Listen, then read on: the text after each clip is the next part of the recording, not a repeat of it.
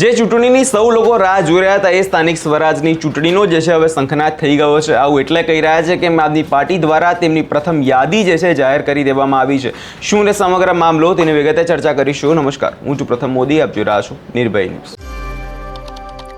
ગુજરાતમાં છેલ્લા ઘણા સમયથી સ્થાનિક સ્વરાજની ચૂંટણીઓની ચર્ચાઓ જે થઈ રહી હતી એના ચર્ચાઓની વચ્ચે હવે આમ આદમી પાર્ટી દ્વારા તેમની પ્રથમ યાદી જે છે તે જાહેર કરી દેવામાં આવી છે।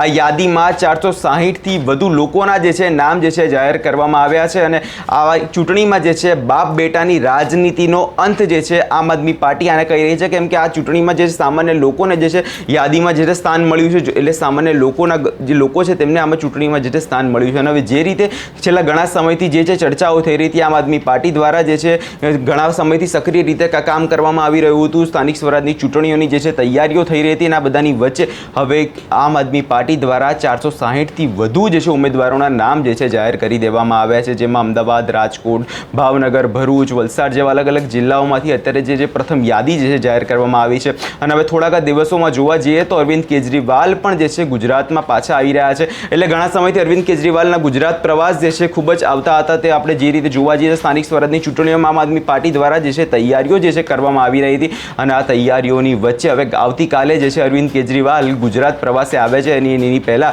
આમ આદમી પાર્ટી દ્વારા જે છે ઉમેદવારોનું લિસ્ટ જે છે જાહેર કરી દેવામાં આવ્યું છે। સૌપ્રથમ સાંભળી લઈએ કે ઈસુદાન ગઢવીનું આ વિષયમાં શું કહેવું છે।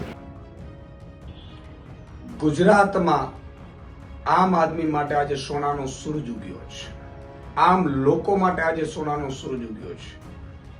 આજે આમ આદમી પાર્ટીએ નેતાઓના દીકરાઓને નહીં પરંતુ આમ જનતાને ટિકિટ આપીને તાલુકા, જિલ્લા, નગરપાલિકા, મહાનગરપાલિકાને ઉમેદવારી માટે ટિકિટ આપીને આજે એક નવી રાજનીતિની શરૂઆત કરી છે।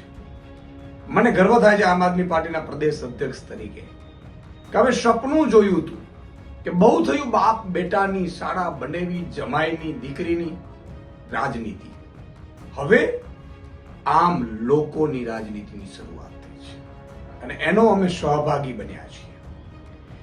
આજે આમ આદમી પાર્ટી તાલુકા, જિલ્લા, નગરપાલિકા અને મહાનગરપાલિકાના ઉમેદવારોનું પહેલું લિસ્ટ જાહેર કરી રહી છે। પહેલું લિસ્ટ 460થી વધુ ઉમેદવારોનું આ લિસ્ટ આજે આમ આદમી પાર્ટી પ્રદેશનું નેતૃત્વ, સ્ક્રીનિંગ કમિટી, ઝોનની સ્ક્રીનિંગ કમિટી અને માનનીય અરવિંદ કેજરીવાલજીની પીએસસીની સહમતિથી આજે આ જાહેર કરતા મને ખૂબ આનંદ થાય છે। મિત્રો, અત્યાર સુધી ભાજપનો સાંસદ હોય તો એનો દીકરો ધારાસભ્ય માંગે ને એનો દીકરો પાછું તાલુકા, જિલ્લાની ટિકિટ મળે, નગરપાલિકાની ટિકિટ મળે, મહાનગરપાલિકાની, કોઈ આમ કાર્યકર્તાની ક્યારેય વેલ્યુ નથી થઈ। કા એક કરોડપતિ હોવો જોઈએ, કાંઈ નેતાનો દીકરો હોવો જોઈએ। આ બે લાયકાત ગુજરાતમાં ચૂંટણી લડવા માટેની હતી, પરંતુ આમ આદમી પાર્ટી આને આજે વિખેરી રહી છે। આમ લોકો માટે, આમ જનતા માટે, આમ આદમી માટે આજે સોનાનો સૂરજ ગુજરાતમાં ઉગ્યો છે। 460 જેટલા ઉમેદવારો જે સામાજિક રીતે સક્રિય છે, જે લોકો આમ આદમી છે, આમ લોકો છે, એને ટિકિટ આપીને આમ આદમી પાર્ટીએ નવો ચીલો ચાતર્યો છે।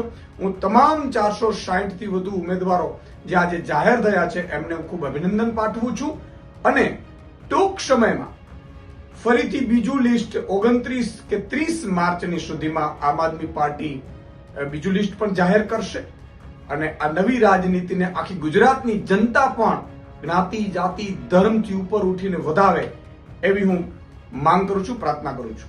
જય જવાન, જય કિસાન।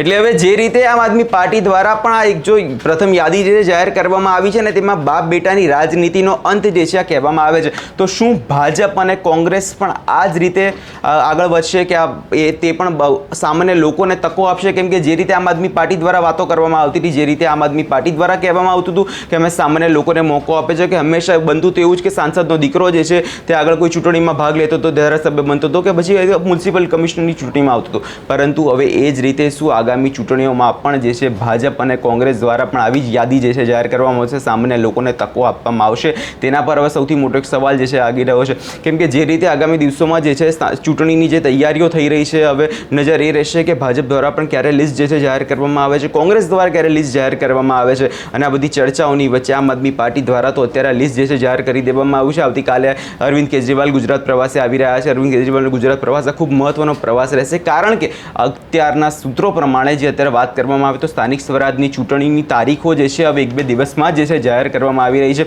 એટલે માર્ચ મહિનાના અંત સુધીમાં જ કદાચ સ્થાનિક સ્વરાજની ચૂંટણીની જાહેરાત જે છે થઈ શકે છે.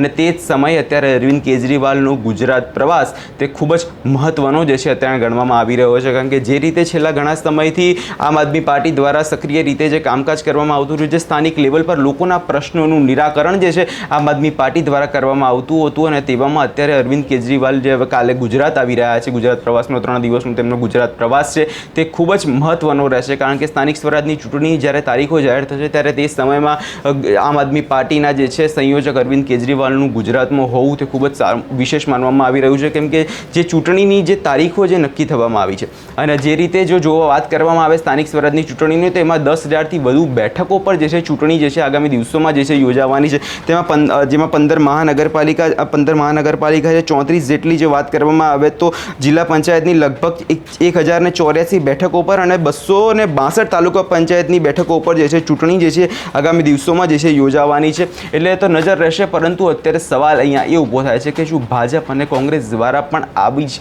યાદી જે છે જાહેર કરવામાં આવશે, શું તેમાં પણ સામાન્ય લોકોને જે છે મોકો આપવામાં આવશે, તેના પર નજર રહેશે. આ વિષયમાં તમારો શું અભિપ્રાય છે અમને કમેન્ટ કરી ચોક્કસથી જણાવજો. અને અમારી ચેનલ નિર્ભય ન્યૂઝને લાઇક, શેર અને સબસ્ક્રાઇબ કરવાનું ભૂલશો નહીં.